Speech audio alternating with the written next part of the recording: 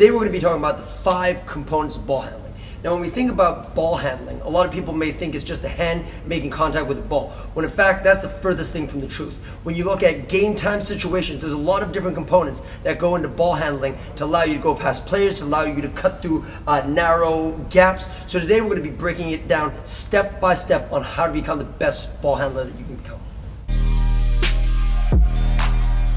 First component of ball handling is we're going to be talking about the pound.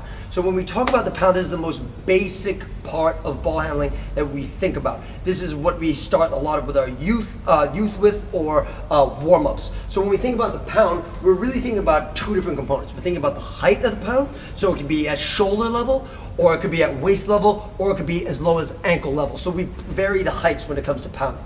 Then the next one is how much force do you put into the ball, okay? We rarely see someone bringing up the ball and pounding it as hard as they can when we use this high force production kind of ball handling to overload the absorption of the ball, okay? But we want to be able to pound the ball lightly as well as very hard at different heights in order to become very comfortable with the ball. Now we're going to be talking about absorption. So it's great to be able to pound the ball hard, but then you have to think about the next component that comes after pounding the ball, which is absorbing the ball. So when we think of absorbing the ball, we have to think of it very 3-dimensionally. We have to absorb the ball side to side, front and back, and even in different planes of motion as well. So we're going to go into that. So when we think about absorbing the ball, we think about what we call a pocket dribble. Now the pocket dribble is very important as long as we don't put our hand under the ball, which would be a carry, because the pocket dribble gives us time to move our feet, set our feet into a more athletic stance to be able to get by the defender easily.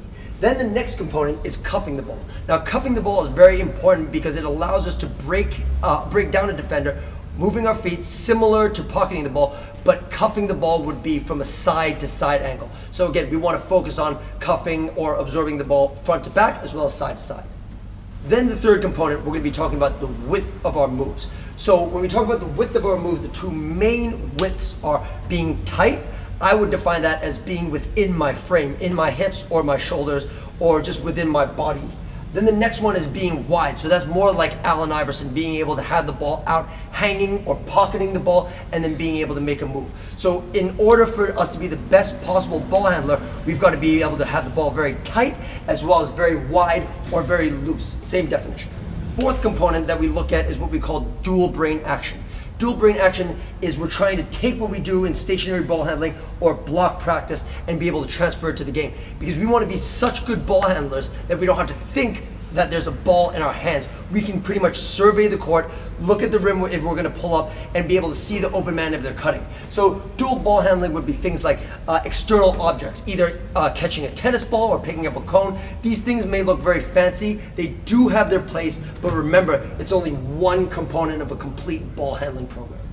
The last one is probably the most overlooked but the most important, and it's footwork. When we look at our footwork, a lot of the times people think that their players or themselves may not have the best hands, when in fact their hips and their feet could be the actual problem of losing the ball all the time. So when we look at footwork, the main components that we look at is our drops, splits, scissors, hops, swivels. Now again, there's so many different types of footwork out there that I only just wanted to name a few. But if we overlook footwork, we are definitely overlooking probably the most important part of ball handling.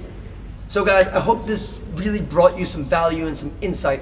Doing all the stationary ball handling all day, every day is a great way to get your hands better. But remember, there are so many other components that we need to think about, like footwork, like dual brain action, that we need to include in our program. So if there's any questions or any comments that you have, please leave a comment under and we'd be happy to get back to you with an answer.